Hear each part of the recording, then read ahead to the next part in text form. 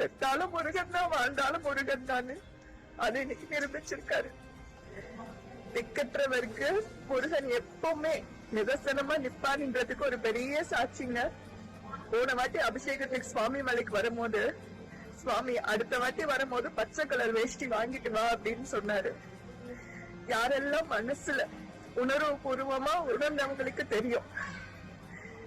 அவரோட குழந்தை நான் வாங்கிட்டு வந்திருக்கேன். இன்னைக்கு அவருக்கு சுவாமிநாதன் சுவாமிக்கு வைர வேலும் தங்க கவசமும் செலுத்தினாங்க.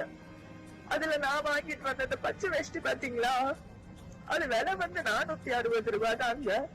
ஆனா அவரு திருமேனியில போட்டிருந்தாங்க, வேஷ்டி கட்டிருந்தாரு. என்னோட அப்பா பொண்ணு வாங்கிட்டு வந்திருக்குன்னு ஆசையா கட்டிட்டாரு. எவ்வளவு மனசு கஷ்டமா இருந்தாலும் அவர்கிட்ட வேண்டுவேன்,